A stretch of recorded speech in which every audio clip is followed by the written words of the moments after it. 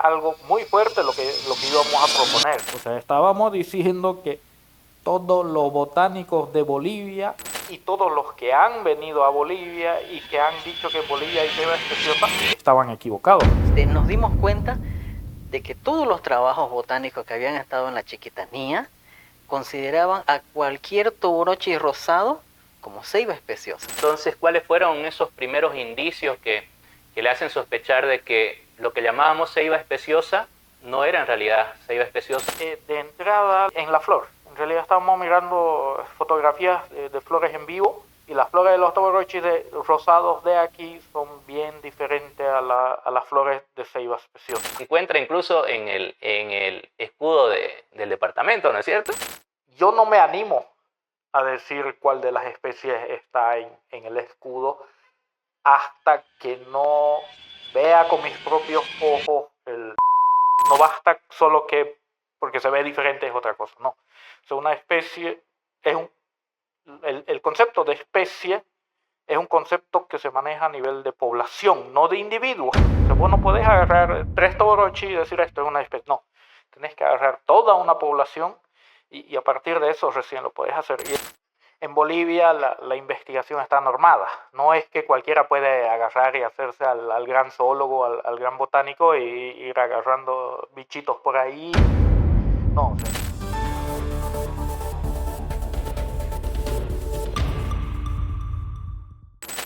Muy buenas tardes, ¿cómo están a todos? Este es nuestro primer programa de la segunda temporada de Santa Cruz Ambiental y en esta ocasión tenemos 2 invitados muy especiales. Les paso a ellos la palabra para que puedan presentarse en esta tarde y sobre esto vamos a ir desarrollando el tema. Buenas tardes, yo soy Heinz Arno Dravert, investigador asociado al Museo de Historia Natural Noel Kempff Mercado. Hola, soy Juan Carlos Catari, también soy investigador asociado al Museo Noel Kempff Mercado. Muy bien, Heinz y Juan Carlos, en esta ocasión venimos a conversar acerca de un descubrimiento muy interesante, ¿no? Cuéntenos acerca del contexto en cómo sucede este descubrimiento. Bueno, todos los integrantes del grupo, también está Alejandro Angulo, es el tercero del grupo.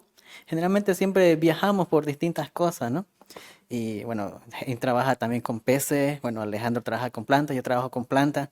Y en uno de esos viajes que hice a la Chiquitanía, bueno, como dijo alguna vez, yo encontré una flor en el piso porque estaba haciendo una evaluación de vegetación y bueno, una flor rara de toborochi. Entonces lo primero que hago es sacarle una foto y se la mando a los chicos, ¿no? Al grupo que tenemos. Le digo, muchachos, miren esto, no es, está raro y no es la ceiba especiosa, le digo, ¿no? Entonces, bueno, entre chiste y charla, yo volví de campo y nos juntamos y comenzamos a organizar, digamos, el trabajo. Digamos. No es que fuimos precisamente a buscar a Ceiba Camba, sino nos enfocamos en el grupo como tal, el grupo de los Toborochi.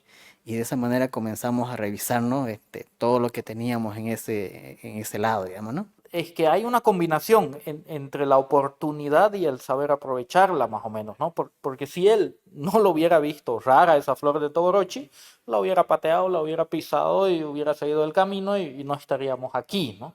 Fue el hecho que él la vio diferente y dijo, chicos, miren esto, ¿qué pasa aquí? ¿Y nace de esa flor o nace del estudio de todo el conjunto de la ceiba? A ver, esta flor fue la que nos llevó a revisar el conjunto de Toborochi. Y dentro de esta revisión, en un cierto momento, cuando ya en realidad estábamos bastante avanzados en la revisión, cuando ya habíamos terminado de revisar prácticamente todo el material que había en Bolivia y comenzamos a revisar material de afuera, ahí es donde nos damos cuenta que lo que llamaban ceiba especiosa aquí era bien diferente a lo que llaman ceiba especiosa fuera de Bolivia. Entonces, una de las dos estaba mal, obviamente, ¿no? Y ahí ya comienza el trabajo específico en Ceiba Camba. Ok. Entonces, ¿cuáles fueron esos primeros indicios que le hacen sospechar de que lo que llamábamos ceiba especiosa no era en realidad ceiba especiosa o que había ahí un conflicto? ¿Cuáles fueron esos indicios particulares del Toborochi? De entrada, en la flor. En realidad estábamos mirando fotografías de flores en vivo Y las flores de los toborochis rosados de aquí son bien diferentes a las flores de ceiba especiosa. O sea, se nota a simple vista que son flores distintas. Claro, lo que no quedaba claro en aquel entonces es si solamente era una variedad o alguna cosita así, digamos, ¿no? Una subespecie de repente, alguna cosa más de menos magnitud. Entonces, fue a partir de eso que fuimos revisando, viendo y llegó un momento en el cual ya comenzamos a ver otras cosas, no solo la flor, y ahí ya creo que fue Alcibiades, ¿no? El que se dio cuenta que las hojas son completamente distintos y bueno, con eso ya sabes que es una variación morfológica mucho mayor, digamos, ¿no? Que no es solamente el color de la flor que cambia. Y de ahí a Juan Carlos se dio cuenta el tema de la distribución, que eran poblaciones totalmente aisladas, que no se juntan en ningún lado, o sea, no hay una conexión entre esas poblaciones. Y con eso ya queda claro que es una especie diferente. Y este Toborochi lo teníamos nosotros lo tenemos, ¿no? En nuestras alamedas, lo tenemos en nuestros parques, lo tenemos en nuestros alrededores y aún así habían pasado desapercibidas estas características, ¿no? ¿Por qué cree que pudo suceder esto? Porque ¿cuántos años aproximados que la tenemos catalogada como ceiba especiosa? Uy, décadas. Más de 100 años debe llevar. Sí, Ceiba especiosa es una de las primeras ceibas que se describen. ahora, bueno, a ver cómo fue esto, digamos. Agarramos nosotros a partir de esa flor que vimos en la chiquitanía, que en realidad es ceiba pubíflora. Comenzamos a trabajar intensamente en pubíflora, ver distribución, hicimos viajes, y entre todas esas cosas, nos dimos cuenta de que todos los trabajos botánicos que habían estado en la chiquitanía consideraban a cualquier toborochi rosado como ceiba especiosa, ¿ya? Entonces, el primer punto fue ese toborochi raro que era ceiba pubíflora, ¿no? Ese toborochi raro es el que está en la plaza de San José, ¿no? Ya algunos colegas lo habían visto raro y pensaban de que era cultivado incluso porque esa especie no estaba registrada en Bolivia. Pero nosotros al verla en campo dijimos, pucha, ¿es una cultivada que está en las plazas y se ha diseminado al monte o es una especie naturalmente diseminada en la zona? Entonces, a partir de ese punto fue que hicimos un viaje, 2 viajes y todo para ir a ver hasta dónde llegaba esa planta y hasta dónde comenzaba lo que se llamaba ceiba especiosa. Entonces hicimos unos mapas y pudimos mapear para ceiba pubíflora. No salió la publicación de ceiba pubíflora por FX motivo, ¿no? Luego de eso, bueno, me tocó a mí estar trabajando en el Chaco Serrano, como lo llama la gente. Y ahí también comenzamos a ver los toboroches, que yo lo estaba viendo ya más antes, pero daba la casualidad que todos mis trabajos en el Chaco, en esa zona, era después de la época seca. Entonces nunca pude ver a la planta en flor así como lo vemos ahora, ¿no? Entonces, bueno, los chicos, tenemos que viajar a la zona en una fecha donde de floración. Comenzamos a viajar y estudiamos toda esa población de los valles y demás cosas. Y así fue como eso, como estamos trabajando en el grupo macro, ya es que los chicos se dan cuenta de estas variaciones. Y si bien el objetivo general, digamos, del grupo macro, han estado saliendo estas cosas pequeñas, digamos. Pubíflora, bueno, la nota de pubíflora que en realidad la trabajamos, la mandamos a la revista, hubo algunas cuestiones por ahí, no salió publicada, nos dio, digamos, un bajón, digamos, ¿no? Pero después le dimos más impulso y ya en ese impulso grande tenemos otra nota que está todavía ahí y también ya salió lo de ceiba camba, ¿no? ¿Cuál fue el proceso que se sigue para poder llegar a confirmar y consolidar de que en realidad se trata de una nueva especie? Bueno, eso fue bastante largo por el tema de que, o sea, una vez que nosotros nos dimos cuenta que había algo raro, teníamos que encontrar la manera de probarlo de una manera científica, objetiva, y tenía que ser de una forma que no sea cuestionable, porque era algo muy fuerte lo que íbamos a proponer. O sea, estábamos diciendo que todos los botánicos de Bolivia y todos los que han venido a Bolivia y que han dicho que en Bolivia hay ceiba especiosa estaban equivocados. O sea, eso va desde, no sé, desde D'Orbigny hasta pasando por Noel Kempf Mercado y llegando a botánicos actuales de renombre mundial prácticamente, ¿no? Ese fue un punto porque muchos especialistas extranjeros la identificaban como ceiba especiosa. Y hay un punto que después lo va a comentar tú y yo, es que las identificaciones se las hace sobre un material seco, ¿no? O sea, uno va, colecta, la seca la planta y la deja en el herbario y queda así como una biblioteca. Entonces, quienes vienen y revisan no están viendo la planta en vida. Entonces, pierde color, pierde olores, pierde muchas formas. A veces la flor no está en su momento, digamos, está todavía medio cerrada o ya está pasada, entonces ya está oxidada, ya está marchita cuando las preparan y ahí no se ven las características que realmente tienen en vivo, ¿no? Bueno, entonces volviendo, sabíamos que era algo muy, muy radical lo que íbamos a proponer, entonces necesitábamos que la cosa sea sólida. Y ahí fue que comenzamos a revisar todo lo que eran bases de datos que habían disponibles en Internet, porque necesitábamos una base muy, muy sólida. Y fue así que revisamos más de unos 12.000 más o menos observaciones en Innaturalist, de fotografías en vivo georreferenciadas, y de ahí unas 200.000 muestras que están en otra base de datos, que GBIF, que es que incluye las de Innaturalis, pero además tiene prácticamente todas las muestras de colecciones científicas, casi que a nivel mundial las tiene al menos registradas.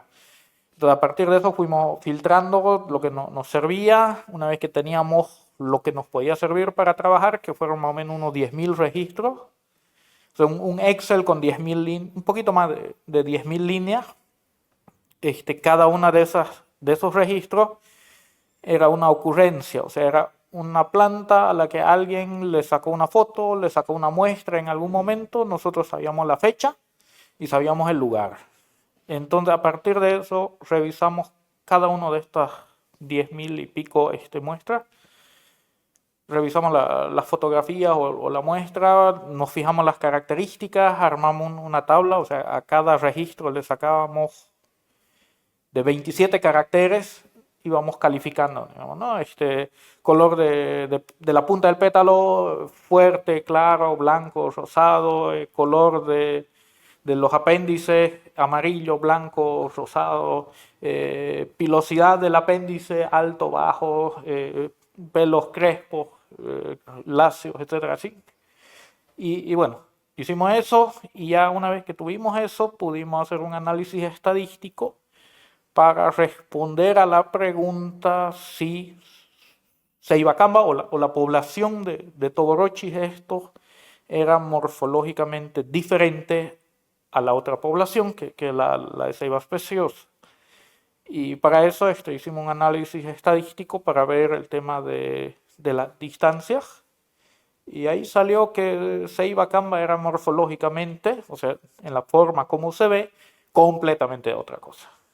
Con eso ya sabíamos que era morfológicamente diferente. Eso nos decía que era un morfotipo. Pero para poder confirmar que sea una especie necesitábamos otras características. O sea, no basta solo que porque se ve diferente es otra cosa. No. O sea, una especie es el concepto de especie es un concepto que se maneja a nivel de población, no de individuos. O sea, vos no podés agarrar 3 toborochis y decir esto es una especie. No. Tenés que agarrar toda una población y a partir de eso recién lo podés hacer. Y es ahí donde ya entramos a hacer unos análisis geográficos de tema de estas 10.000 muestras. Nos topamos con un problema. Los toborochis son ornamentales. ¿Y qué pasa con los ornamentales? Que son cultivados. Y que vos te agarras uno de Santa Cruz y te lo llevas a Sucre y uno de Sucre te lo llevas a Paraguay y uno de la Argentina se lo llevaron a Colombia y así. Y además habían híbridos. Entonces lo que hicimos es de estos 10.000 registros, hicimos una limpieza pero bien, digamos, ¿no? O sea, cualquiera que tenía sospecha de ser cultivado, fuera, descartado. Cualquiera que en las fotografías no se veían las 27 características que nos interesaban, fuera. Cualquiera que tenía un error por ejemplo, en los datos geográficos, muchas veces pasa eso, que lo escriben mal, cosas así, fuera, fuera, fuera. Y bueno, y al final nos quedamos con un poquito menos de 300, 287, creo, 86 registros. Y eso ya los mapeamos, los georreferenciamos, porque esos eran nuestros Todorochis puros, llamémoslo así, o sea, de pura cepa. Y ahí el mapa quedó clarito, ¿no? Que era a nivel de población, digamos, conceptualmente cumplía el criterio de especie. Y con eso ya quedó prácticamente demostrado que estábamos ante una especie nueva. En ese proceso hicieron algún tipo de análisis genético, algún tipo por esa parte, digamos. Bueno, está bien. Bueno, y esto del tema de la genética está bastante de moda, digamos, ¿no? Pero ya cuando uno trabaja con taxonomía y ya le va viendo, como que pierde un poquito de valor. O sea, la genética es útil cuando hay duda. Pero cuando no hay duda, puede complicar las cosas. ¿Por qué? Porque tampoco es 100% segura. Pues hay errores. Y a veces, o incluso sucede, que de hecho ha sucedido, uno en los análisis moleculares o genéticos no agarra todo el genoma, sino corta un pedacito. Y es un pedacito chiquito comparado con el total. O sea, te digo, qué sé yo, en peces, por ejemplo, son más de 1 millón de pares los que hay en el genoma completo y se analizan 300. O sea, se corta un pedazo de 300 y eso se compara. Y puede ser que entre dos especies no haya ninguna diferencia en ese pedacito de 300 pares, digamos, ¿no? Como puede ser que varíe completamente y te dice que no tiene el uno nada que ver con el otro cuando son parientes muy cercanos. Entonces, o sea, la genética no es una maravilla, es útil en ciertos casos. La pensamos nosotros, ¿por qué? Porque estábamos ante algo muy radical, entonces necesitábamos pruebas sólidas y sabíamos que capaz que nos pidan, ¿no? Entonces más valía tenerla. Quisimos hacerlo, en Bolivia no se puede, comencemos por ahí. No, y lo otro, acuérdate, es que encontramos un profesor se nos ofreció para hacer el estudio, ¿no? Entonces nos dicen, bueno, necesito semillas, me dice, Claro. porque no puedo sacar material genético de algo seco, ¿no? Entonces, ¿eso qué implica, digamos? Un tema legales, permisos. Y ya, pues entonces ya, si no tenés, digamos, plata para viajar, imagínate, plata para todos estos permisos y lo que conlleva. Pero hubo la intención de un profesor, Claro, teníamos el laboratorio, Ajá. teníamos el profesor que nos lo iba a hacer, pero no teníamos la manera de enviarla a las muestras, Claro. era imposible. Y lo otro que iba a tardar también un poco más, porque en el caso de que hubiésemos podido mandar semillas, tenían que germinar, tenían que tener un tamaño, y de ahí él recién podía sacar muestras, ¿no? Iba a ser fantástico porque íbamos a mandar todas las semillas que podamos, pero por un tema legal no se puede. Claro, y tenés que ver también, en Bolivia la investigación está normada. No es que cualquiera puede agarrar y hacerse al gran zoólogo, al gran botánico y ir agarrando bichitos por ahí. No, o sea, tenés que tener el respaldo de una institución científica acreditada. Si querés publicar, por ejemplo, sí o sí te van a exigir la autorización del país de origen para la exportación de la muestra. O sea, yo no puedo agarrarme una semilla de Todorochi, meterla en un sobre, mandarla a Estados Unidos, que la analicen y después publicar esos resultados. No funciona así, aunque hay gente que lo hace, no va así, digamos, ¿no? Entonces nos topamos con ese tema y dijimos, ya, ni modo, o sea, hacemos sin genética. Pero ahí viene una anécdota súper interesante, porque lo mandamos el manuscrito y cuando ya estaba en revisión, uno no se desconecta del tema, uno sigue viendo qué hay de ceibas, no sé qué, y no va y se nos aparece una publicación de unos chinos que habían hecho análisis genéticos de Todorochi y que en la foto de las flores de Todorochi nos aparece un ceibacamba. Entonces, yo lo pillo, le muestro esto, le digo, miren, o sea, eureka, tenemos el análisis gratis. Y ha hecho, o sea, no hicimos nada para eso. Entonces, claro, había que citarlo, nada más. O sea, lo teníamos, pero como el manuscrito ya estaba en revisión, ya no lo incluimos. Pero dijimos, bueno, si de allá nos dicen respalden genéticamente, simplemente era, estos ya lo hicieron, ¿no? Y ya, entonces sí hay el respaldo genético, mas no lo tuvimos que usar. Buenísimo. En ese caso, por ejemplo, de que hubieran tenido que enviar las semillas y todo eso a la institución que los pudiera haber avalado, ¿sería el museo en este caso? Claro, porque somos afiliados como investigadores asociados, entonces el museo tendría que hacer todo el trámite y eso tiene su tiempo, tiene su costo, ¿no? Pero afortunadamente, como dice Eugenio, no lo necesitamos, afortunadamente, ¿no? Conversemos a ver acerca de eso, del tema del costo. ¿Quién lo financia? ¿Quién financia una investigación así? Bueno, a ver, ciencia, digamos, ciencia como tal, la podés hacer si sos miembro de una institución científica y la institución científica agarra, tiene un proyecto y te dice, yo quiero estudiar, no sé, el efecto del fuego sobre el suelo. Entonces ya vienen con una idea ya predestinada. Y si vos tenés, digamos, una curiosidad personal, difícilmente vas a poder acceder a fondos para satisfacer tu curiosidad personal. A menos de que tu idea sea tan buena y concurses algunos grants y digas, mire, yo quiero estudiar esto, y ellos después de unos meses te dicen, ya está bien, tome.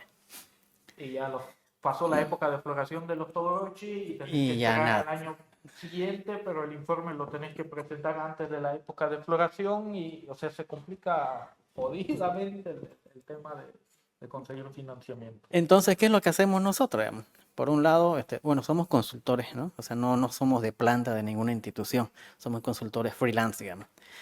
En nuestro tiempo libre, agarramos, le digo, ¿tú tenés permiso para viajar? Y al vegano, a Alejandro, decimos, Alejandro, no le decimos si tiene permiso, Alejandro, vamos, porque hay que sacarlo, porque él es metido en sus cosas. Él es bien metido en sus cosas. Cuando él está haciendo algo, es bien metido, ¿no? Alejandro, vamos y lo sacamos. ¿Cuántas veces le dio COVID para no viajar? 3 o 4 veces estábamos en la puerta de su casa y ya con la movilidad todo cargada y salí, no puedo, estoy con COVID. Claro, en la época del COVID, ¿no? Pero bueno, volviendo al tema del financiamiento, nosotros nos financiamos los viajes, todo lo que tenga que ver con alimentación, gasolina, estadía, los materiales. Aprovechamos también algunos viajes de otros proyectos para ver, digamos, qué hay, si es que está en la fecha de floración. Porque eso es muy importante. Los toboroches están 2 meses a lo mucho, 3, digamos, con flores. Y no siempre te toca trabajo donde hay toboroche. Bueno, que sí, los toboroches están en todos los ecosistemas, pero a veces no está con esa disponibilidad de que quiero treparme a este árbol y sacar flores porque el trabajo está primero, digamos, ¿no? No, vinimos a hacer análisis de agua que querés subirte al árbol, ¿no? Vamos, ya más tarde, no tenemos tiempo. Y así.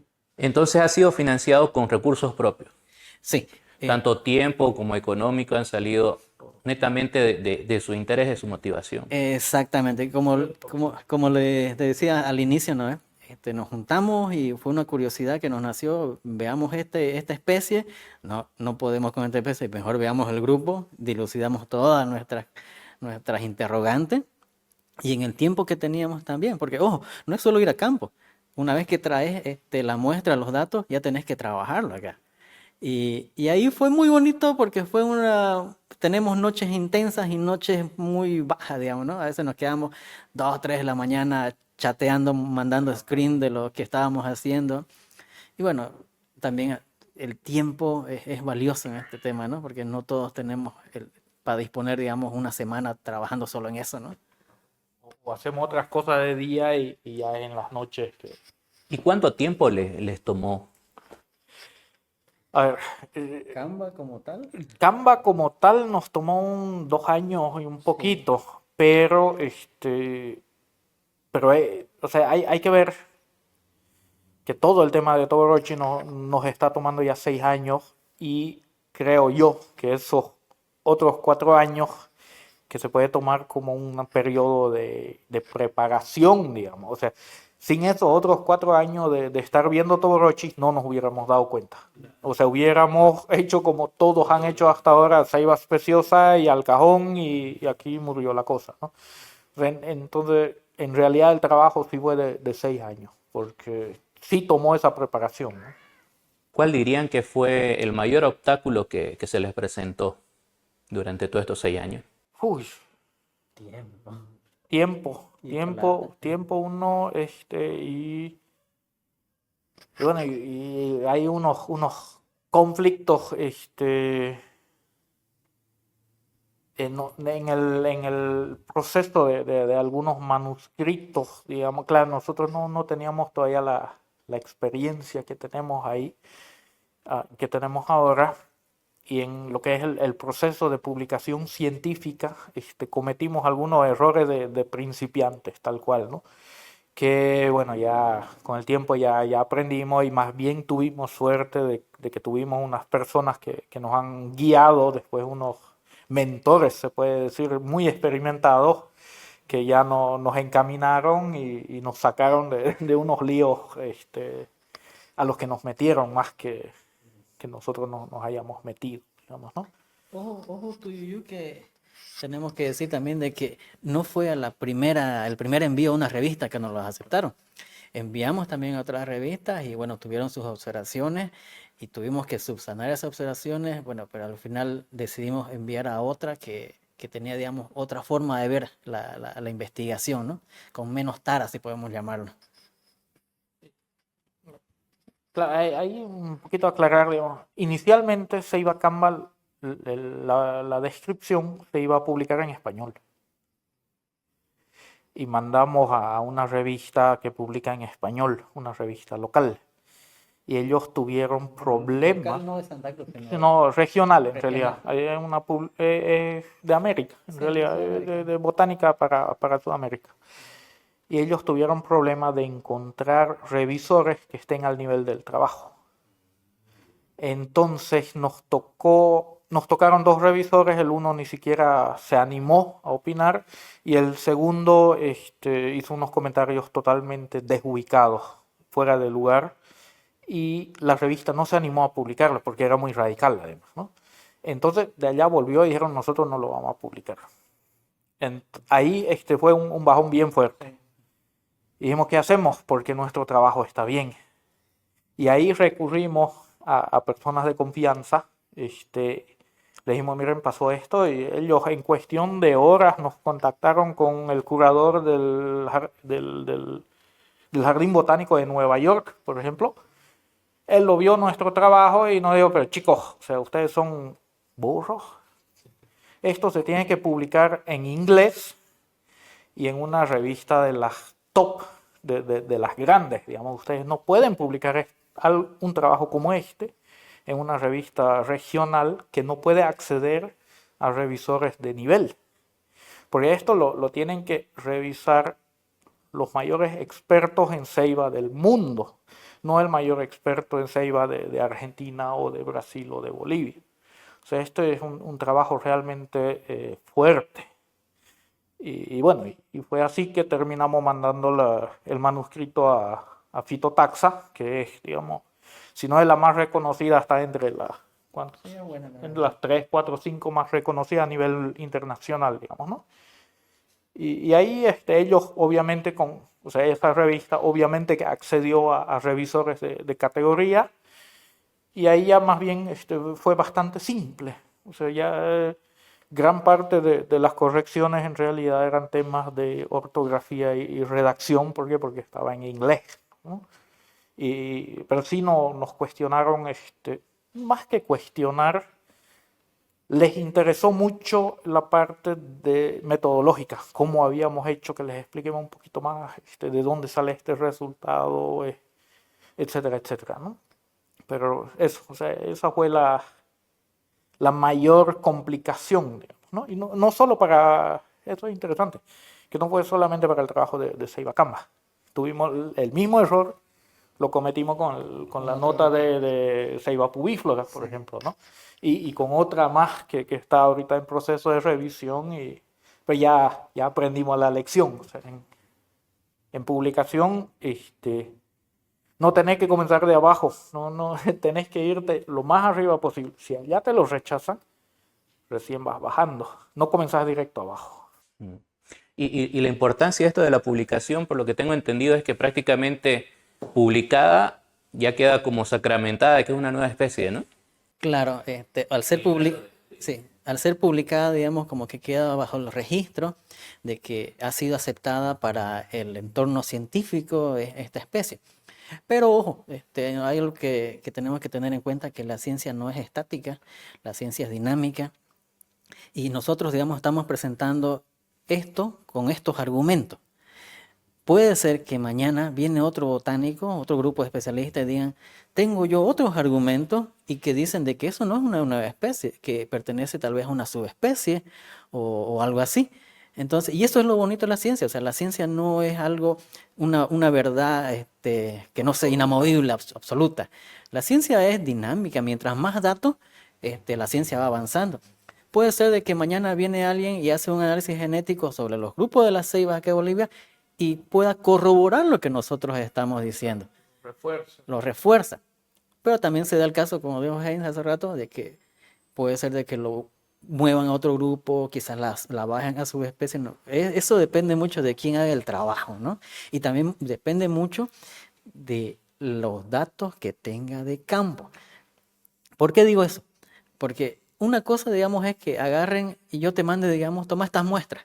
No sabes el contexto ecológico de dónde vienen esas muestras. Puede ser que sea una especie cultivada, que esté dentro de ese grupo. Puede ser que sean híbridos, que te mueve todo el tablero.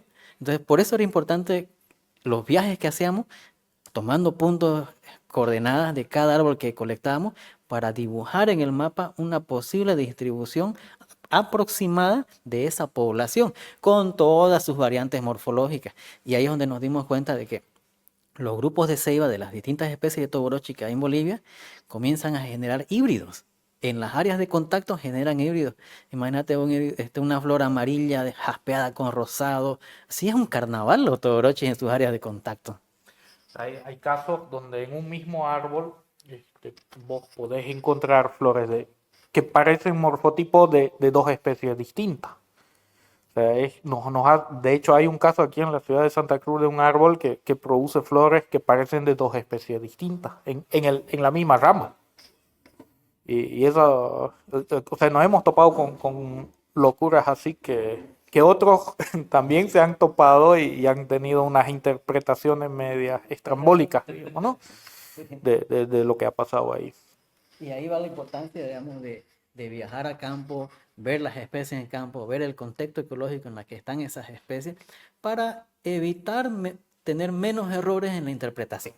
Claro, y manejar el concepto de especie a nivel de población, no de individuo. En el sentido de no podés afirmar la presencia de una especie porque viste un árbol en la ciudad con las flores que se parecen a la otra especie. Pero porque ha sucedido así. No, o sea, es como dice Juan Carlos, tenés que ir a campo y tenés que trabajarla a un nivel de población. Y en ese momento que estaban en la investigación, encontraron unos trabajos similares a lo que estaban haciendo. ¿Ya había algún registro similar de las ceibas, digamos, de Bolivia en campo? Hay una revisión que se hizo hace muchos años por unos especialistas, Semir y Gibbs, o Gibbs Semir.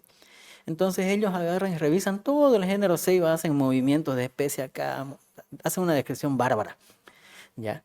Ponen orden. Ponen orden. Porque era un desorden. Bárbaro. Pero para el caso de Bolivia, para algunos grupos que estábamos estudiando nosotros, ellos, los señores estos, no habían tenido la oportunidad de revisar muestras de Bolivia para un grupo que estábamos estudiando, un grupo de ceiba. Entonces, para el grupo de Canva, digamos, tenían una buena revisión. Sin embargo, nos topamos con el tema de las muestras. Como le digo, pierden color, pierden forma, y muy probablemente ha sido eso lo que los ha llevado a identificar como ceiba especiosa, digamos.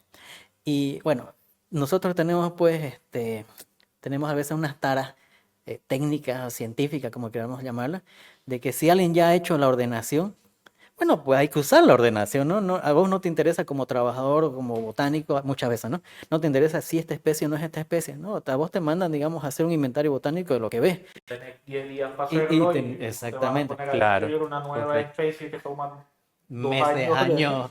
Entonces vos usás lo que tenés ahí, es practicidad básicamente y está bien. Y de esa misma manera fue que se diseminó, digamos, el nombre de ceiba especiosa para todos los toborochis que habían en Santa Cruz. Rosado. Todo lo que era rosado era ceiba especiosa. No había que mirarle nada más, era No había, rosado a la bolsa. claro, era algo tan evidente, digamos, de que, bueno, yo he hecho muchos inventarios en la zona y los identificaba como ceiba especiosa porque me basaba en que los especialistas ya habían revisado las muestras de Bolivia y determinaron que eso era especiosa. Nunca me puse a ver los estambres, nada. No, yo vine a hacer inventario de vegetación acá, esta es especiosa, ya está bien, a la lista como especiosa. Y sucede mucho eso. Por eso hay una diferencia entre hacer un trabajo científico taxonómico y hacer un trabajo científico con otro enfoque, quizás puede ser el de vegetación o el de inventarios de otro tipo. Y hay otro caso bien parecido, que es el tema del tajibo de la Bayoy, pues, ¿no? Que igual, o sea, lo veían, este tajibo rosado, o morado, creo, lo ponían como morado y a la bolsa y chan, chan, chan, y hace unos 2 años atrás, pues, que otros colegas ahí del museo describieron el tajibo de la Bayoy, que también había sido otra especie.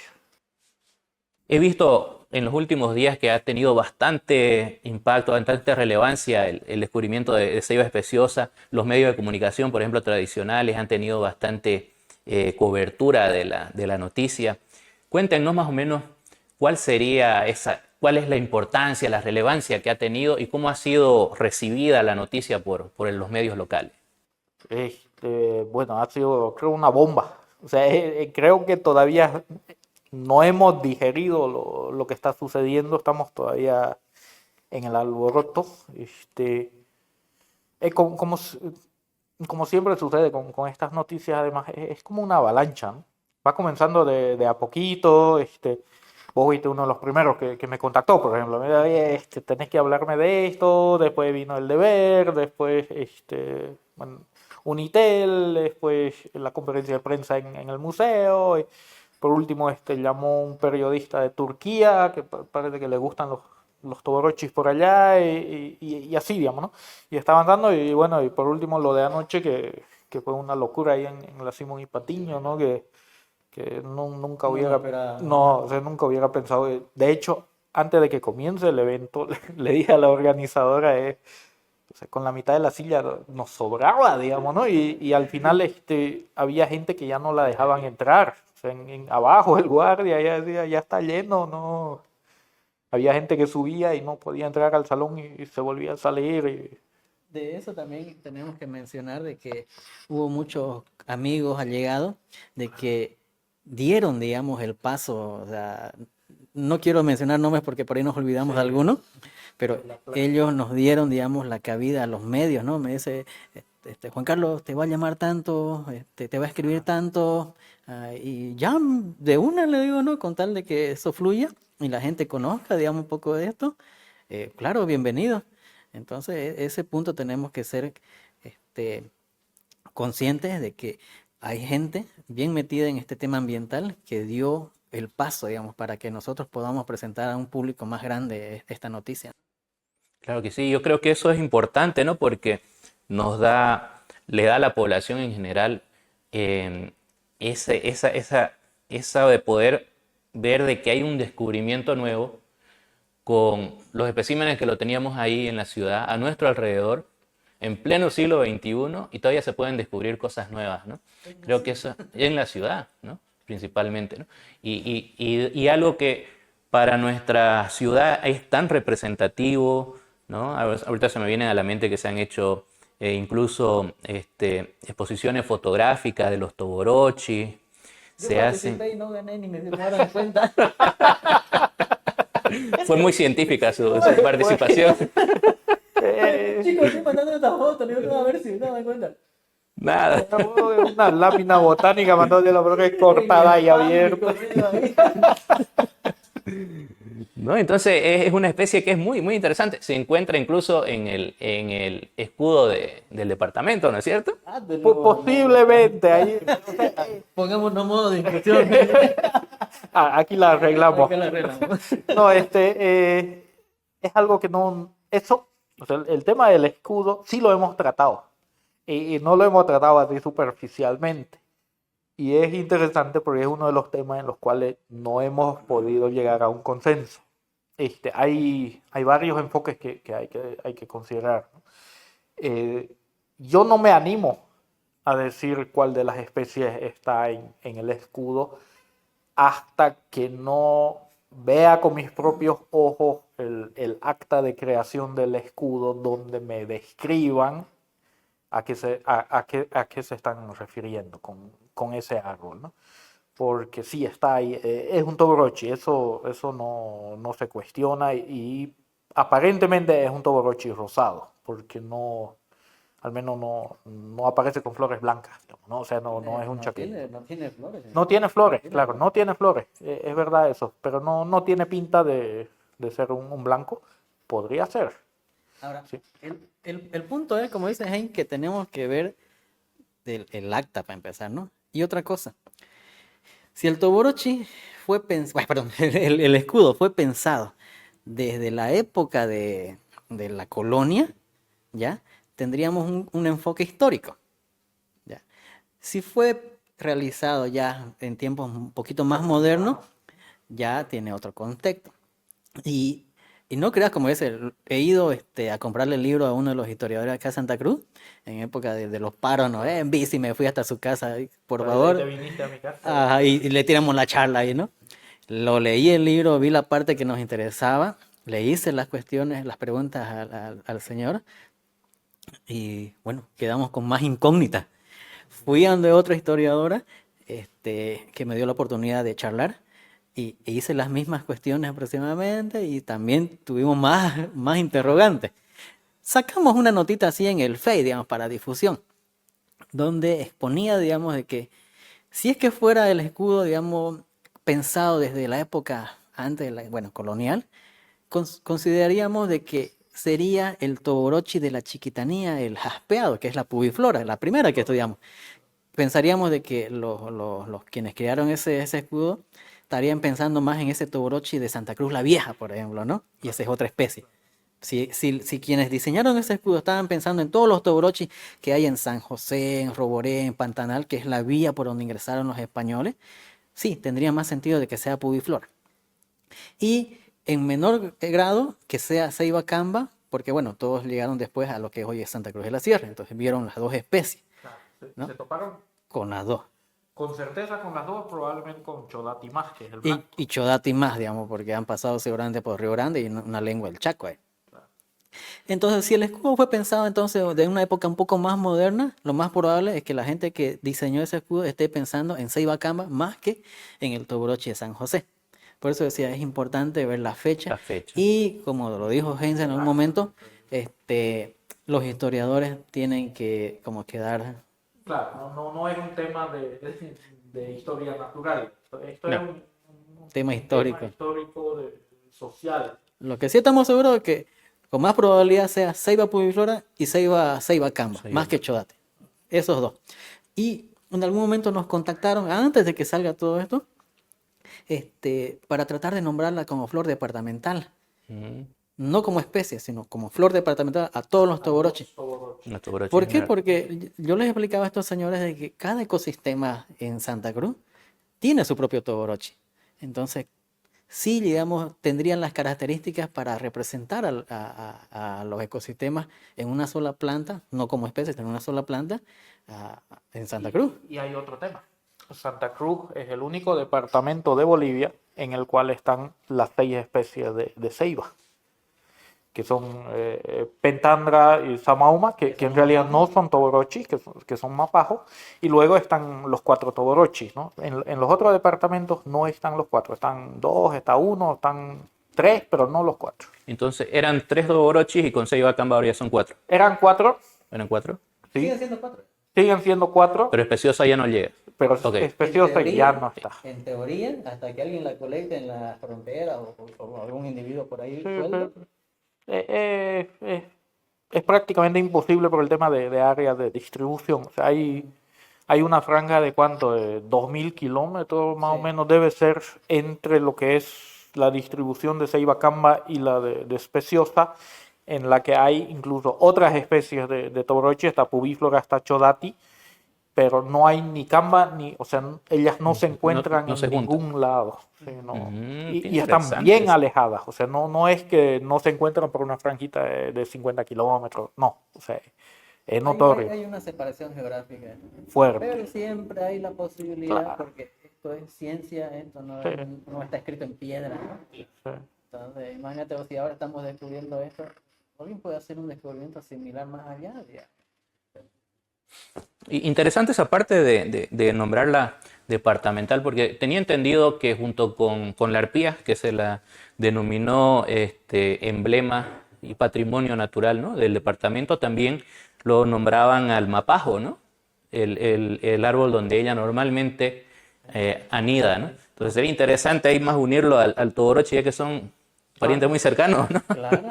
Sí, sí. Oye, y hay unos toborochis que incluso confunden, o sea, son bien grandes, como el de Santa Rosa, ese que por años se pensaron que era un hoja de yuca, o sea, un mapajón, ni siquiera un mapajón, y hasta que lo vimos florecer y resultó ser un ceibacamba.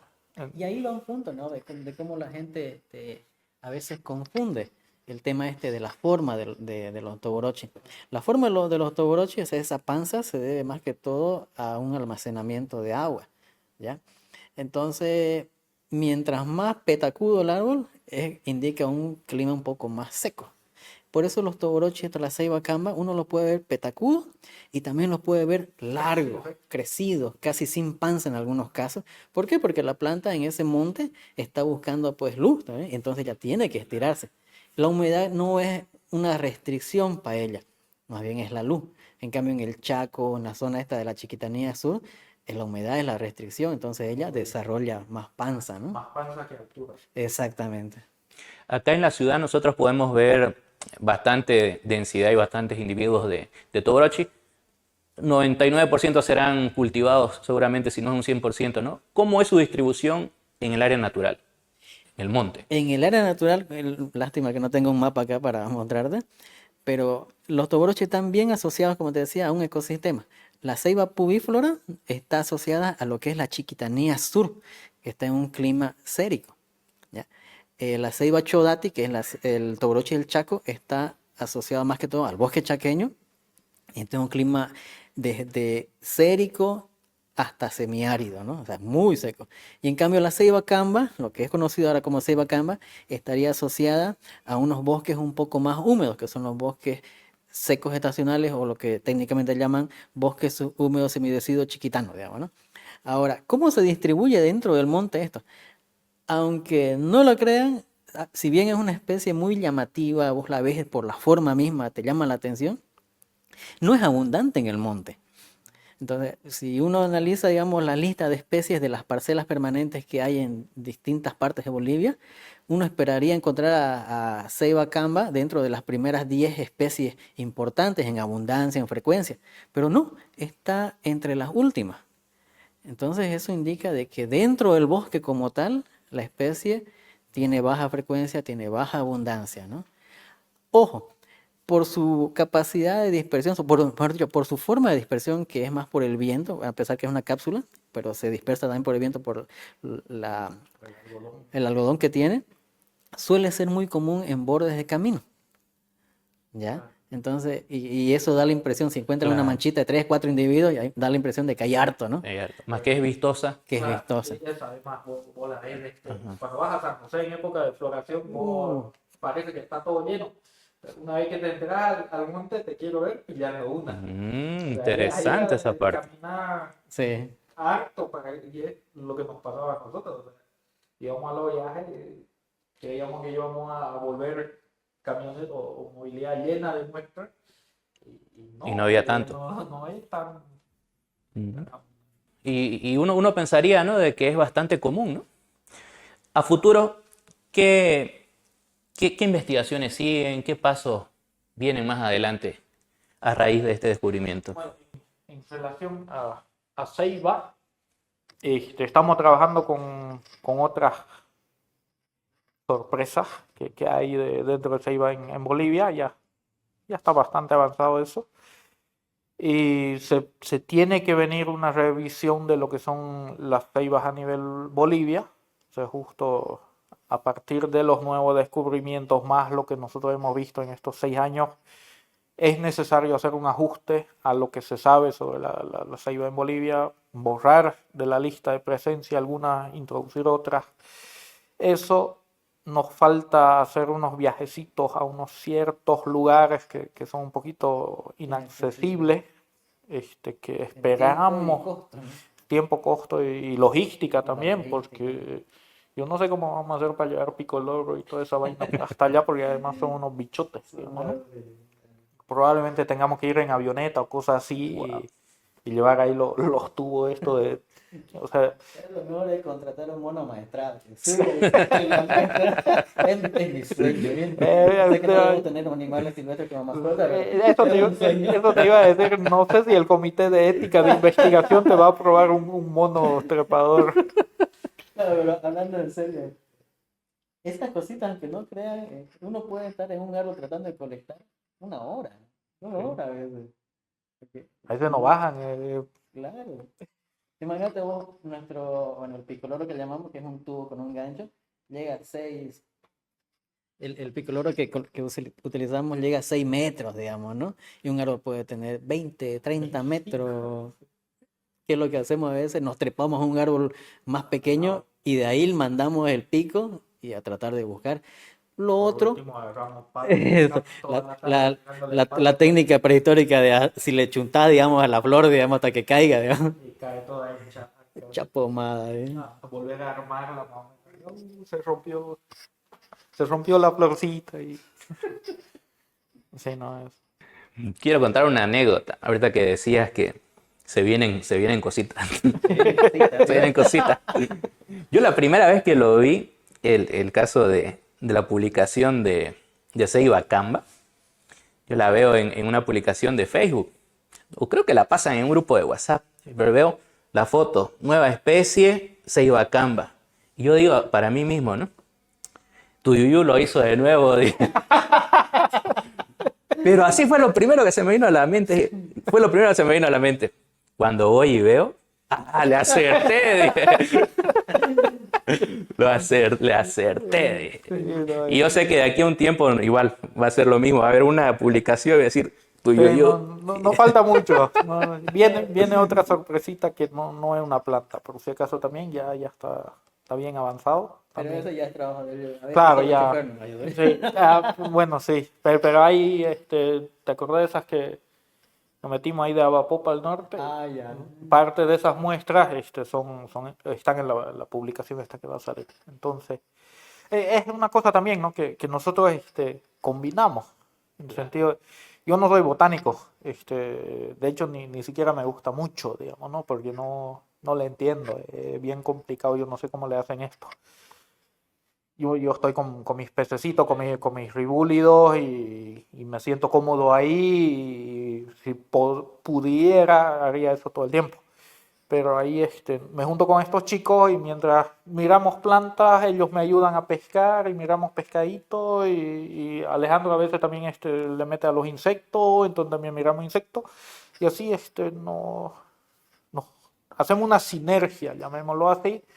Y no, es productivo a final de cuentas, ¿no? Y compartimos costos, compartimos viajes, nos charlamos los viajes porque a veces son largos. De varias horas. Ajá, claro, nos intercalamos conduciendo, etcétera, etcétera, y funciona, que es lo que interesa, ¿no? ¿Qué recomendaciones, qué consejos le pueden dar a otros científicos que están también en este mismo camino de poder, con sus inquietudes personales en nuestra realidad boliviana, nacional, poder seguir adelante y llegar a este tipo de investigaciones? A ver, mira, la primera recomendación es como lo dije ayer, Todo va a depender de qué tipo de ciencia estás haciendo. Y eso es algo que siempre recalco y a veces me gano algunos tirones de oreja, ¿no?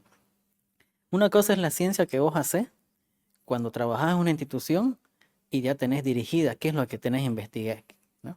Y otra es la ciencia que vos haces que te nace querer investigar algo de tu propio, no sé, tu propia curiosidad, que necesitas satisfacer esa curiosidad.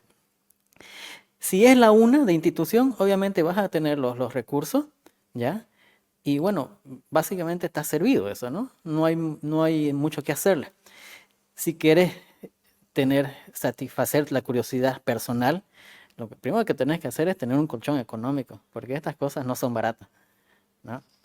Si tenés auto, mejor, digamos, ¿no? Pero a veces eso limita bastante la movilidad. ¿Cuál es el otro punto? Utilizar las herramientas que están dadas. Por ejemplo, ayer Giovanna hizo una pregunta muy interesante cuando dijo, ¿qué participación tiene la ciudadanía en esto? ¿No? Entonces tú y yo le responde que todo lo que te dijo hace rato. Mucha gente sube unas fotos de las plantas y animales a estas plataformas, a iNaturalist. Entonces uno puede utilizar esa información. Ya hay muchas herramientas que te dan información y solo vos tenés que analizarla. Entonces, ¿cuál es el consejo ahí? Uno es que tengas un poquito de colchón económico para dedicarte unas semanas, meses a eso. Si puedes hacerlo, belleza. Dos, que no desprecies la información que es tomada por gente que no es científica. Porque esas fotos de iNaturalist es una persona común y corriente que dice, veo una foto bonita en el campo, le saco una foto, la subo, ¿no? Incluso hay concursos a nivel ciudad de que la gente tiene que tomar fotos y mientras más especies registre, aunque no sepan el nombre científico, pero sí que hay una diferencia, las suben. Todos esos datos, mira, son una fuente para explotar bárbara. Es información así que está ahí para aprovecharla, digamos, no sé, es como que un minero pille una veta de oro más o menos, ¿no? O sea, ahí el oro está ahí, pero está así separadito y uno lo junta y se arma bonito. Por ejemplo, en este trabajo de Ceibacamba, donde tuvimos más de 10.000 registros, o sea, cada registro es una localidad, es un árbol distinto al cual alguien, que ni nosotros sabemos quién es, le sacó la foto y nos permitió acceder a eso, o sea, nos compartió esa información. Y esto después, y hay otro tema, esto de ciencia ciudadana, ¿cuánto tiempo viene? 10 años, 15 años, no más. Imagínate lo que va a ser de aquí a 50 años o de a 100 años cuando ya tengamos bases de datos históricas. O sea, lo que vas a poder hacer ahí es increíble. Lo otro, digamos, tal vez es un pedido a las instituciones de que sean un poco más abiertas con sus datos. Porque a pesar de que uno puede ser parte de una institución, no tiene las puertas abiertas a los datos de las instituciones, ¿no? Por ejemplo, para consultar herbarios de otros departamentos es todo un proceso y a veces vos escribís y no te responden, mandás correo, no te responden. Y eso también de alguna manera como que te frena en tiempo, te frustra. Es como, ¿quién es este peje que está escribiéndome, digamos, para pedirme datos, digamos, ¿no? De hecho, hay un herbario local, que no es el del Museo de Historia Natural, que no nos permitió el acceso a sus muestras. Que de hecho nos querían cobrar para ver cuando hay una colección científica que es pública. Entonces, sí, o sea, hay el tema. Y bueno, y algo que es bien importante, que es, digamos, el espíritu de la ciencia, es lo que decía Juan Carlos hace rato, es dinámica. No aceptes lo que alguien haya dicho hace 20 años, hace 30 años. ¿Por qué? Porque lo dijo en un concepto, en un contexto totalmente distinto. Esa persona tuvo otras herramientas a su disposición. Los que hablaron de Ceiba hace 20 años atrás no tenían acceso a iNaturalist, a esas 10.000 fotografías en vivo. No lo tenían. Entonces, ellos vieron otra cosa. No es que ni siquiera se puede decir que estaban equivocados. Trabajaron con lo que tenían. Y vieron otra cosa. Ahora, por ejemplo, te damos una anécdota, digamos, de este tema, de cómo es lo que tenés ahora versus lo que tenían hace 30 años. Tuvimos el acceso a una muestra de una ceiba de 1907, si no me equivoco. Entonces, que estaba en un herbario de un país de Europa y lo habían subido hace pocos años. Entonces, ese tipo de cosas hay que explotarlas, digamos, ¿no? Y ahí va el punto nuevamente del el acceso a la información. Nosotros tenemos acá en el herbario un herbario con miles de muestras. ¿Te imaginas si pudieran sacarle una foto a cada acicata y digitalizarlo y subirlo a la red de manera gratuita? Obviamente el museo quizás no lo hace por falta de recursos. Y ahí va otro punto, digamos, el acceso a las oportunidades de las instituciones a hacer ese tipo de trabajo. Imagínate si hubiésemos tenido las exicatas, las muestras de herbario, de los herbarios de La Paz, así en línea, de Cochabamba, de Chuquisaca, ¿no? Y los tiempos a veces no ayudan, ¿no? Cuando hicimos las solicitudes habían cambiado de persona, esa persona ya no estaba ahí, un montón de cosas. Por eso tarda la investigación personal, así como te digo, de una curiosidad propia, tarda. Si es investigación de una institución que tiene tiempo, recursos y todo, es más rápida, ¿no? Yo las clasifico como personales e institucionales. En este caso, esta fue una curiosidad nuestra que le dimos rienda, digamos, mientras nos aguantaba el bolsillo, digamos, ¿no? Y, y eso, y algo que lo dije ayer que también me parece importante, y volviendo a lo anterior, no hay que tragarse las cosas sin mascar. Siempre, nosotros, Juan Carlos lo dijo claro, o sea, caemos muchas veces en eso de que algo que ya está establecido lo tomamos como cierto y no lo volvemos a revisar, no lo volvemos a mascar. Esto es así, punto, digamos. No, no, no. O sea, justo la ciencia te dice que no podés hacer eso. Hay un montón de sesgos que son tipo, o sea, en ciencia los sesgos son tipo banderas rojas, ¿no? Y está uno de los principales es el sesgo de autoridad, que te dice no le creas a un experto por ser experto, créele por el contenido de lo que dice, no por quién lo dice, ¿no? Y aquí caemos muchísimas veces en eso, porque lo dijo el doctor no sé qué, es cierto. Que porque lo dijo el experto en Togorochi, es cierto. No, no, no. O sea, no, la ciencia no funciona así. La ciencia es un proceso cooperativo. En el sentido de vos aportás algo, yo aporto algo, el de allá aporta alguien de hace 200 años nos aporta algo y con eso vamos construyendo algo. Y si vemos que una pieza está fallando o algo así, la reemplazamos, aunque sea una pieza fundamental, algo que se construyó hace 50 años, o como en el caso de Ceiba Preciosa hace más de 100 años, ¿no?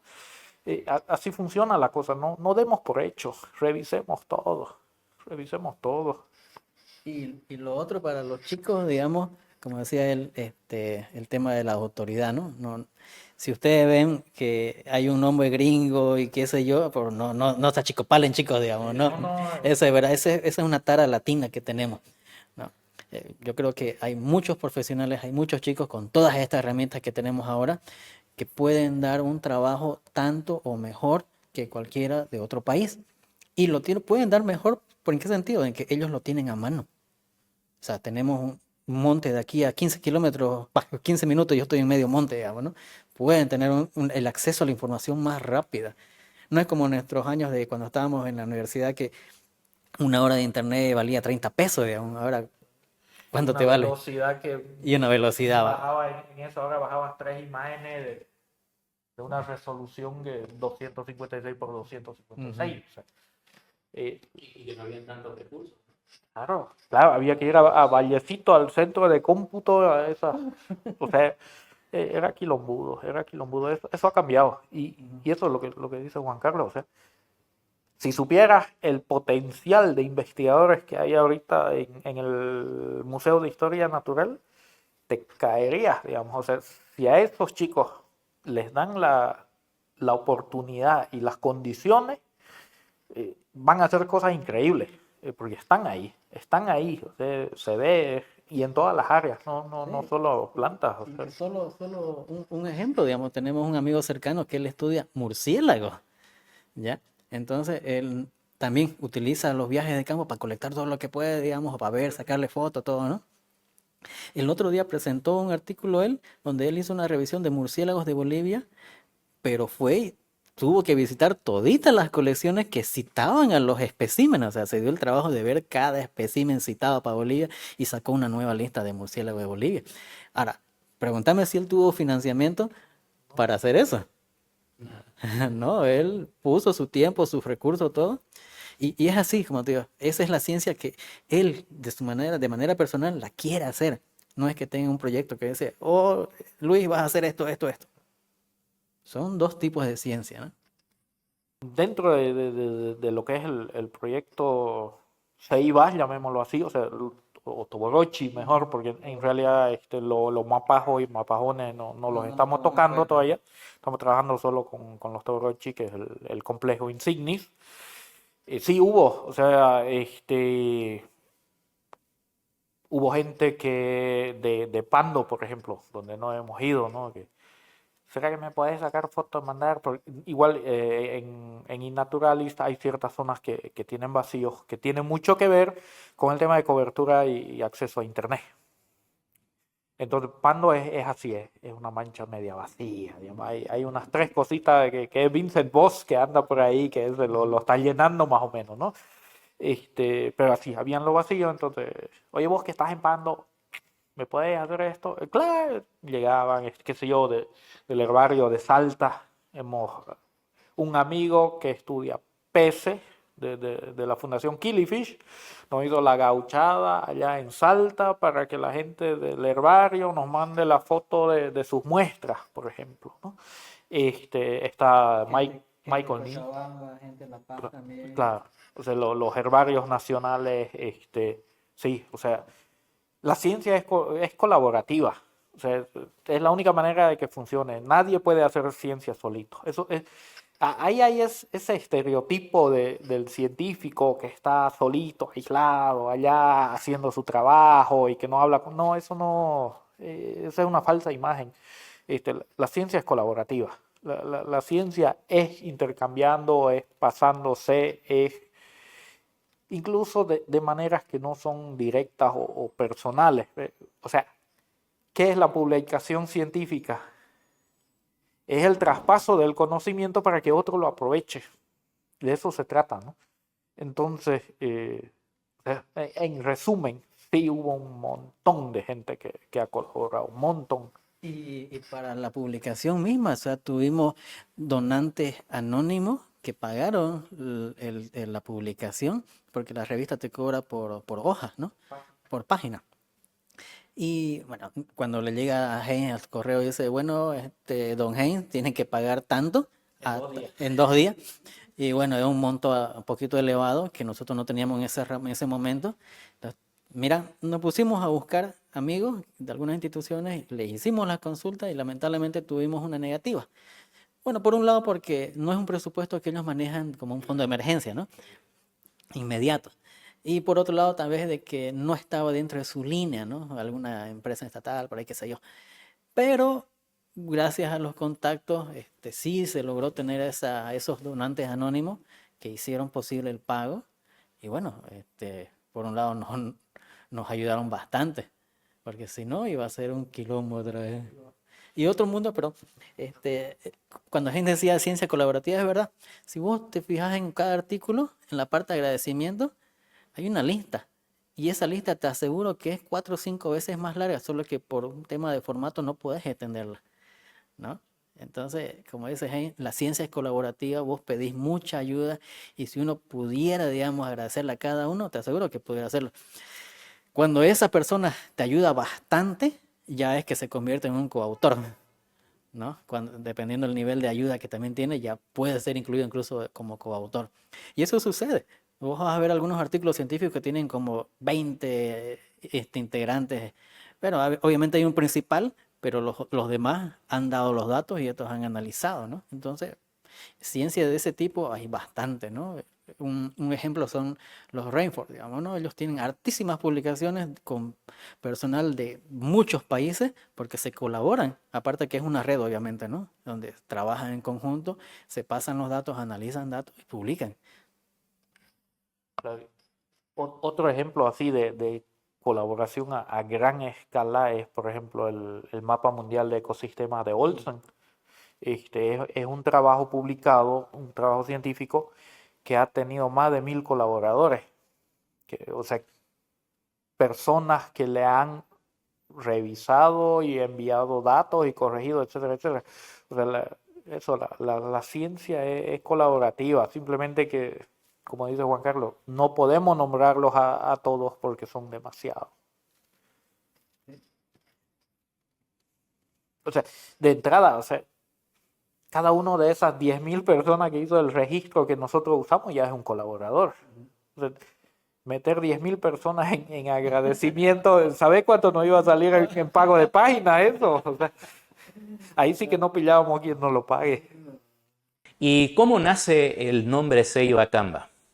Esa respuesta te la voy a pasar a Tuyu, que se la sabe bien.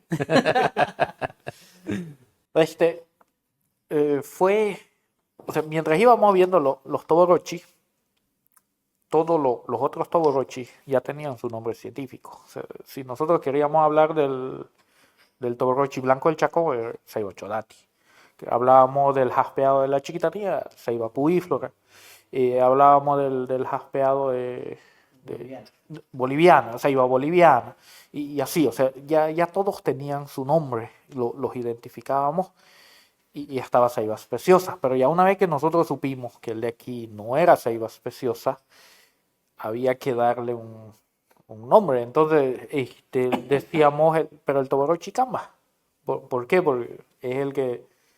Lo que pasa, comenzó desde Santa Cruz y se fue ampliando y fuimos viendo en el mapa que concordaba con lo que es se puede decir el grupo cultural Camba. O sea, agarra parte o prácticamente todo el Beni, que son cambas, y agarra buena parte de Pando, que son cambas, y una partecita en La Paz, que en tierra baja donde están los tacanas, que son cambas. Entonces, mientras hacíamos el trabajo, qué sé yo le decía, pásame la foto del Toborochi Camba de allá, digamos, ¿no? Pasame el punto del Toborochi, ¿de cuál? Del Chodati, no, pues del Camba, ¿no? Entonces, cuando hacíamos el trabajo ya tenía el apodo de Toborochi Camba. Y ya una vez haciendo el manuscrito, dijimos, bueno, ¿qué nombre le ponemos? No hubo que discutir, digamos, ¿no? Si el nombre ya está. Lo que vimos un poquito es que si era técnicamente posible, porque hay ciertas reglas para poner un nombre científico, no es que vos a lo loco le podés poner lo que te dé la gana. Tiene que cumplir ciertas características y vimos que las cumplía y ya, dijimos, no, o sea, esto es Ceiba Camba, punto. Y como decías, los puntos de distribución ya eran conocidos porque hemos tomado datos que están en los herbarios como Ceiba Speciosa. Lo único que hemos hecho es cambiarle, si es que estábamos seguros de que se trataba de esa planta, ¿no? Si teníamos la fotografía, la muestra, qué sé yo. Ah, bueno, entonces esta era Speciosa, ahora es Camba, ¿no? Y sí, llega a todo lo que es tierras bajas de Bolivia, sube las primeras estribaciones del subandino, que es donde llega La Paz un poco, ¿ya? Y obviamente baja también un poco al sur de Santa Cruz. Y bueno, quizás para cerrar, o no sé si lo cerramos, era el tema de llevar plantas de un lado al otro. Con esto nos damos cuenta de que necesitamos en restauración tener identificada la especie así claramente para restaurar. El problema es que como son ornamentales estas plantas, son cultivadas por muchas personas y alguien dice, quiero reforestar, no sé, 10 hectáreas acá en la Chiquitanía. ¿Qué quieres poner? ¿Toborochi? ¿Cuál? ¿Es rosado? Lo que te mandan cualquiera que sea rosado, digamos. En cambio, y en ese lugar quizás no es la Camba, sino es la pubiflora, ¿no? Y yo recuerdo muy bien que en la época de la Chiquitanía hubieron muchos eventos estos de llevar plantines de Santa Cruz hasta la Chiquitanía. Entonces yo iba a dar charlas esa vez porque le metimos duro a la concienciación a la gente. Y a veces me veían mal porque yo les decía, no reforesten, no hagan, hay que hacer un estudio previo, no. Y era frustrante a la vez ver varios chicos ahí en la universidad diciendo que venga alguien y le digan, ¿saben qué, chicos? No lleven plantines. Era frustrante porque le estoy quitando, digamos, ese esfuerzo que ellos querían tener. ¿Y por qué no? Me decían, porque primero se debe hacer una evaluación de qué es lo que hay ahí para ver qué podemos llevar. Y esto nos da, mira, la razón en algún aspecto, ¿no? De que si permitíamos que se lleve toborochi a diestra y siniestra a la parte quemada de la Chiquitanía, Hubiese sido un desastre hubiese ambiental. sido. ¿Por qué? Porque los toborochis hibridizan mucho. Íbamos a llevar Ceiba Camba a un lugar de Ceiba Pudiflora y le íbamos a dar una franja de hibridación bárbara. Ahora, honestamente, yo sé que han habido gente que ha llevado toborochi, ¿ya? Aparte más reforestación. Y estoy seguro que ha sido la Camba y la ha ido a meter allá a la Pudiflora. ¿Ya? Ya no podés hacer mucho si es que la planta se ha establecido. Lo mejor, así hablando ya del tema de especies introducidas, hay que eliminar a la especie. Eso significa sacarla, ¿ya? Reemplazarla por lo que toca. Pero ahí te vas con un tema más personal, digamos, la gente ha invertido, pero si lo ha hecho en un lugar natural, sí o sí tenés que hacerlo. Sí o sí tenés que sacar esa planta porque a pesar de que es nativa de Bolivia, no es nativa de ese ecosistema. Y a veces se dan esos casos donde la buena intención que tiene a veces incluso hasta organizaciones, ¿no? Tipo colectivos, organizaciones ciudadanas a veces en la coyuntura que se forman y no lo hacen con un respaldo, digamos, de la parte científica. Tienen buenas intenciones y a veces esas acciones terminan dañando más, ¿no?, el medio ambiente. ¿Cómo podríamos hacer para acercar un poco más a la parte científica con la parte de ciudadana, ¿no?, de este tipo de movimientos que a veces se forman de manera espontánea dentro de la sociedad? Y yo creo que ahí tiene que haber un acercamiento de ambos lados. No, no es que el uno tiene que buscar al otro. Aquí es entre ambos, tienen que acercarse.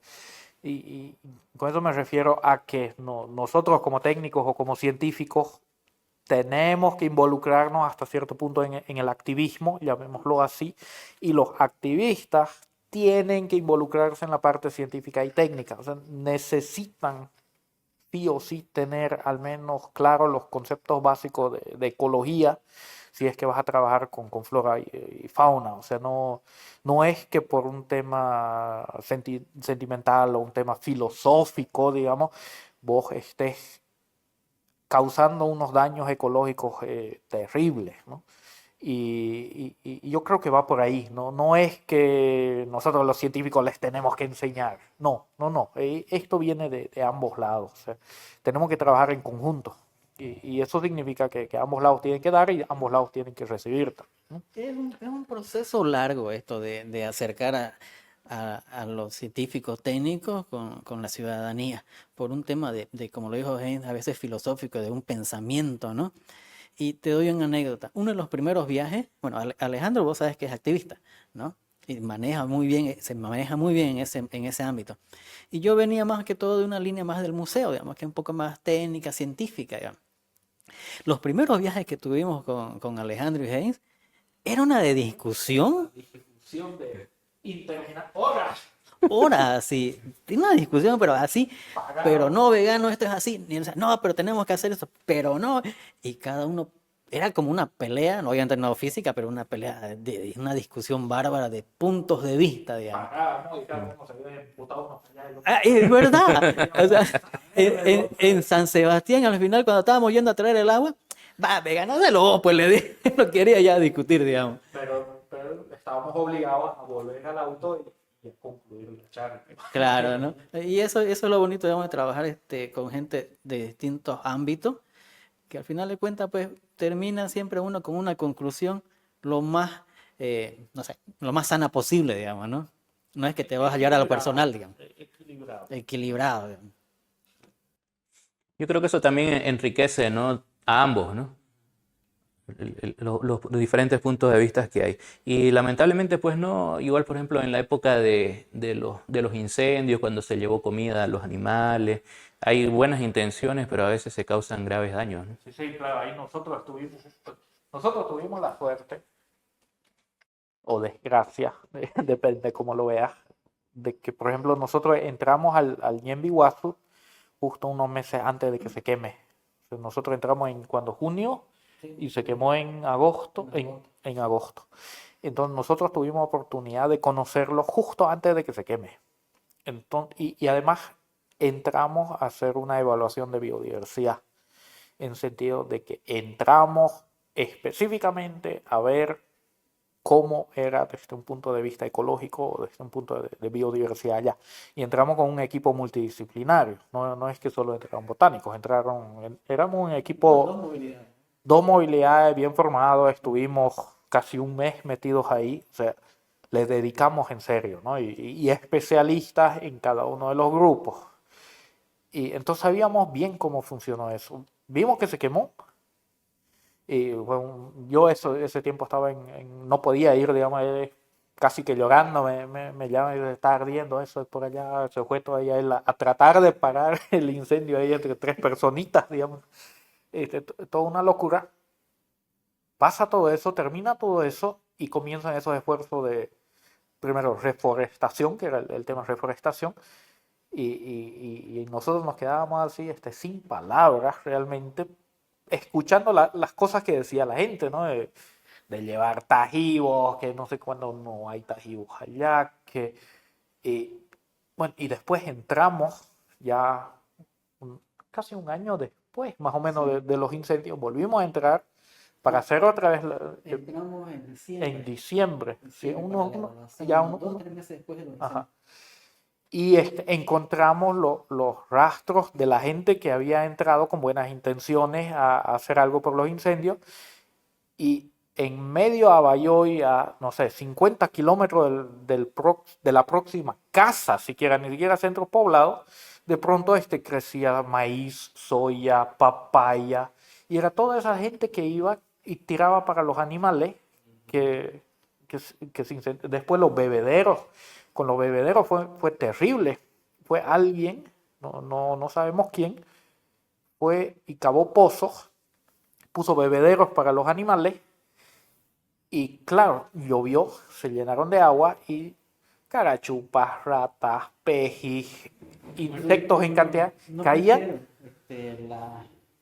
No pusieron algo como para que el bicho que caiga pueda salir. Entonces esos eran pozos de bichos muertos. Entonces los pobres animalitos que quedaron después del incendio terminaron cayendo en esos pozos que alguien con supuestamente buena intención puso ahí. Y bueno, y ejemplos así hay seguido.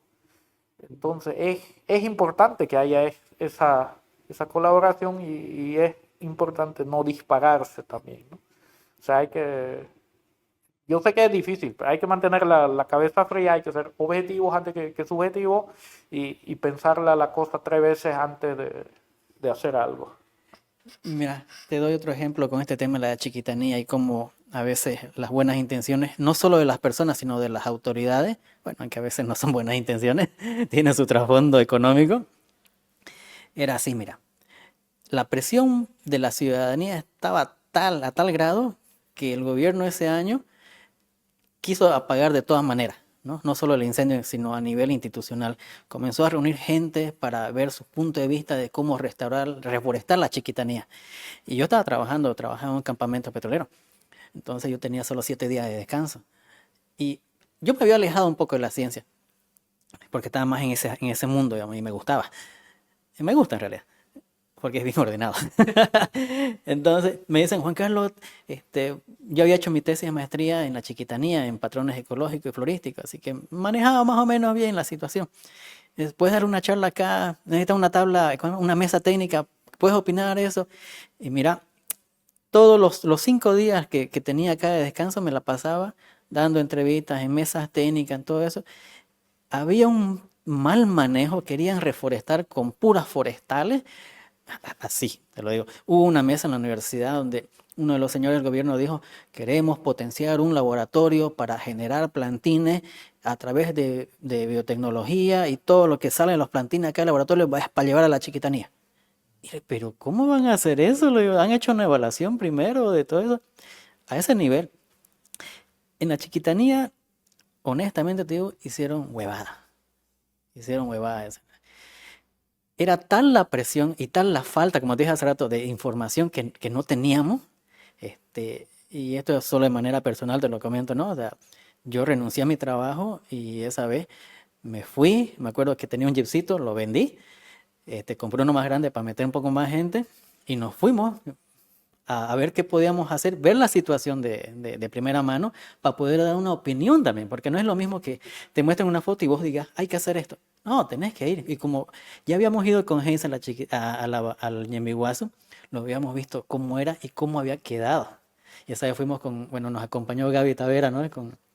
¿Cómo se llama? Con Andrés junto a las tatas. Y bueno, vimos toda esa zona, sabes que se nos caían a chorro, al menos a mí, digamos, ¿no? Fue fuerte, o sea, fue duro. Y ahí van esa forma de cómo podés vos integrar todos estos datos que tenés y hacerlos llegar a la gente y hacerlos llegar a los del gobierno. Y ahí fue, como te digo, yo no tenía tiempo. Renuncié con la excusa de que estaba haciendo mi tesis y me dediqué casi full time a meterla, digamos, ¿no? Afortunadamente tenía, digamos, un resguardo con el cual me podía solventar todavía esos meses, digamos, ¿no? Pienso que fue una acción arriesgada, pero era necesaria. Y me contacté con mucha gente ambientalista, y ahí va el tema otra vez, la discusión, ¿no? Que nos necesitamos ambos. Comprendí cómo ellos trabajaban, no comparto mucho de sus métodos, pero comprendí cómo ellos trabajaban, y bueno, a partir de eso ya se forma una relación. Y después de eso, después estuve en la directiva del Colegio de Biólogos y utilizamos, digamos, las puertas que te abre una institución para tratar de tener incidencia. Y me tocó una directiva muy buena, bien ordenada, que quería hacer las cosas bien, y eso ayudó bastante. Pienso yo que como institución ayudó bastante a que se dirigen algunas acciones en temas de restauración en la Chiquitanía, tomando en cuenta las palabras de los ambientalistas y aumentando todo el tema de rigor científico o técnico, digamos, ¿no?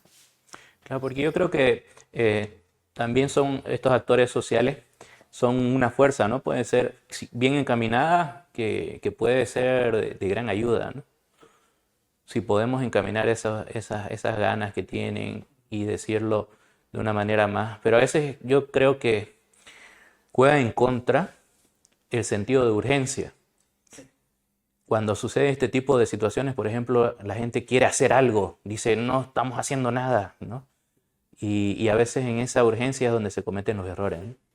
Y el tema es de que el gobierno tiene que apagar ese incendio social, llamémoslo así. ¿Y cuál es qué es lo primero que tiene a mano? Plantines. Porque un plantín es una foto de una autoridad con la gente ahí y que se ve qué es lo que vos vas a restaurar, digamos. Y nuevamente nos vamos con el tema de los plantines. ¿Es necesario acá? ¿Es esta planta la adecuada? ¿Es la forma? Y ahí vamos. Ciencia ciudadana, política y técnica. Y, y lo primero, con el tema de plantines y restauración, nadie se pregunta, ¿tiene el plantín las condiciones para vivir ahí? Porque lo ponen en el plantín, se van y se seca a las 3 semanas, digamos, o sea, Pero la fue... foto ya quedó. Pero la foto está, claro. Entonces es así muy... La restauración no comienza con el árbol. O sea, tiene que comenzar desde abajo, desde el funcionamiento mismo del ecosistema, que hay que volver a activarlo. Porque tenés... es más o menos... imagínate una maceta, digamos. No podés poner una planta en una maceta vacía, sin tierra, sin nada, y esperar que prospere. Vos tenés que prepararle primero el sustrato, tiene que tener un suelo, tiene que tener los nutrientes, tiene que tener la capacidad de almacenar humedad, etcétera, etcétera. Y cuando está eso, recién pones el plantín. O sea, el plantín es lo último en el proceso de restauración. Y lo que hacen aquí es lo primerito, es primero ponemos el plantín y el resto... Veamos cómo sale, digamos, ¿no? Mira, actualmente en este tema de la chiquitanía, solo, bueno, que yo conozca, ¿no? Quizás ya hay, solo hay un ejemplo de restauración de suelo, una prueba piloto, que la estamos realizando con una ONG que se llama Nativa. Y mira, Juan Carlos, vos tenés esa idea loca del trasplante de suelo, pongámoslo a prueba, mesa. Belleza, le dije, vamos. Y el año pasado instalamos eso. Nos toca hacer el monitoreo ya este año y vamos a ver cómo anda, digamos, ¿no? Y lo que dice Jaime es tal cual como lo dijo. ¿Cuál es el sustrato del ecosistema? El suelo. El suelo no es muerto, el suelo es vivo, tiene bacterias, hongos, todo. Y todas esas cosas ayudan a que las plantas que lleguen a ese suelo sobrevivan, ¿ya? Pero si no restauras el suelo, o por lo menos no das las condiciones para que el suelo se recupere, difícilmente vas a poder tener una restauración exitosa. ¿Podés tener una restauración con plantines como si fuera una plantación forestal? ¿Un parque? Sí, pero no es un ecosistema. Y a veces la gente está acostumbrada a que todo lo que sea restauración necesariamente tenga que ser arbóreo. Hay ecosistemas como el Lavayoy que son arbustos, ¿ya? Pampa, hierbas, o sea, ¿dónde hay un vivero que te dé hierbas y arbustos, digamos? ¿No? Y ojo que varios de esos arbustos de Lavayoy son endémicos. El tajibito este de que hablaba tiene 2 o 3 metros. Hay un paquío pequeñito, enano, que también es de la zona. ¿Quién tiene ese vivero acá? Nadie.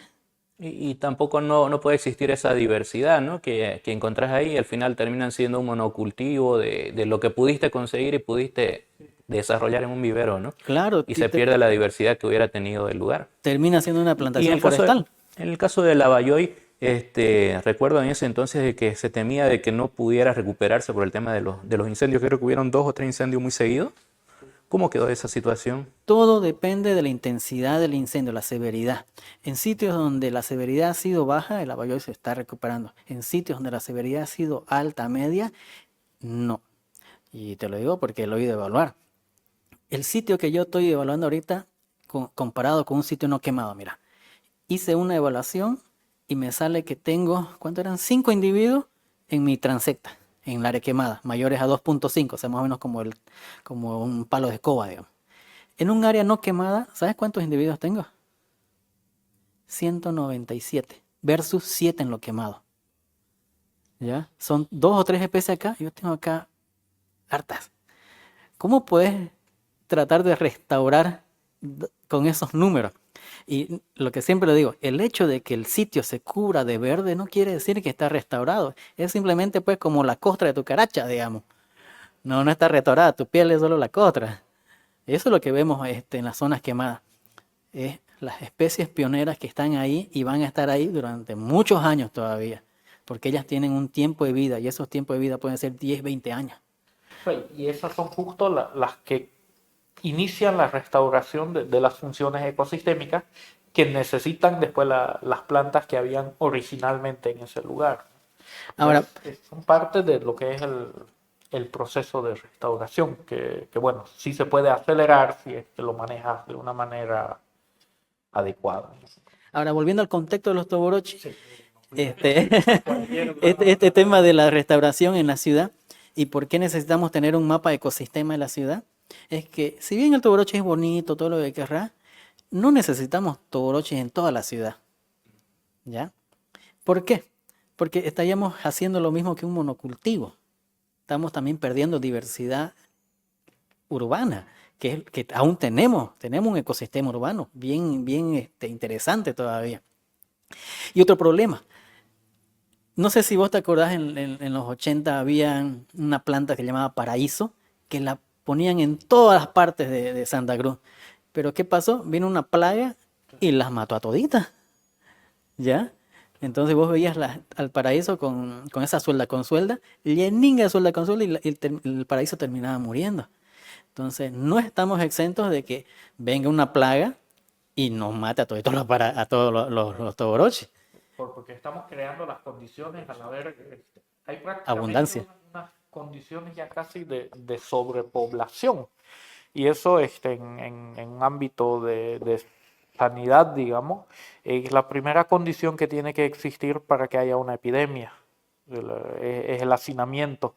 Y estamos creando esas condiciones para el Toborochi dentro de la ciudad.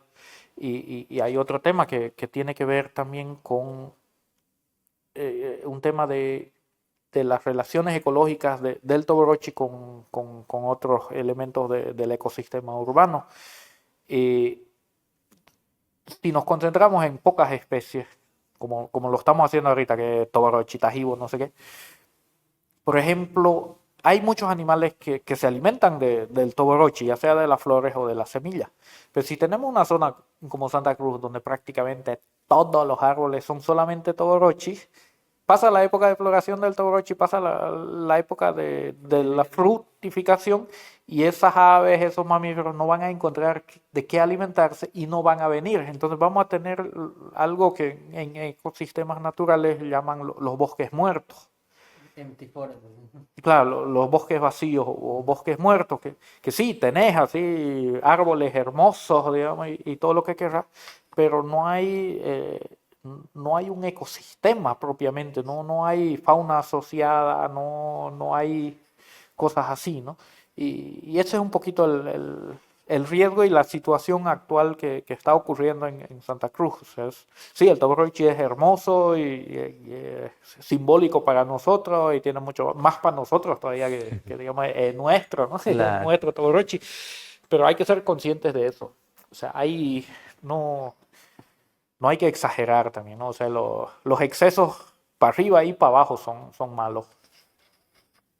Bueno, de esta manera estamos llegando al final de este capítulo, de esta entrega de Tertulia Ambiental aquí en Santa Cruz Ambiental con nuestros invitados. La verdad que hemos aprendido mucho acerca de esta nueva especie que es la ceiba camba y nos han contado acerca de sus anécdotas y todo lo que ha significado poder llegar a determinar que efectivamente era una nueva especie diferente a la ceiba especiosa.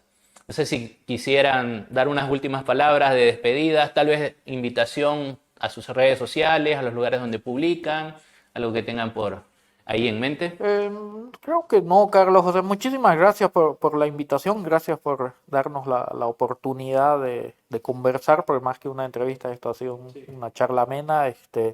Siempre es agradable compartir con las personas, sobre todo cuando hay una línea en común. Y bueno, estamos aquí para cualquier otra oportunidad que haya donde podamos al menos intentar de colaborar y ver de que se mejoren las cosas, pues, ¿no? Y de la misma manera, ¿no? Agradecerte por el espacio y por escuchar nuestras anécdotas. Porque, bueno, la vida es así, ¿no? Una anécdota. Y si hacemos un trabajo y ciencia entre medio de ello, pucha, vivís bien, digamos, ¿no? Así que, sin más, gracias. No, todo lo contrario, los agradecidos somos nosotros y yo creo que el público también que va a poder ver este video, que nos abrieron un momento de todas esas anécdotas y aventuras que han tenido. Yo creo que son los momentos más importantes y más invaluables, ¿no? Que hay la experiencia de cada uno de nosotros. Bueno, entonces de esta manera damos por concluido este episodio y de esta manera también damos a la vez por iniciada esta nueva temporada de Tertulia Ambiental. Muchas gracias, nos vemos en el siguiente episodio.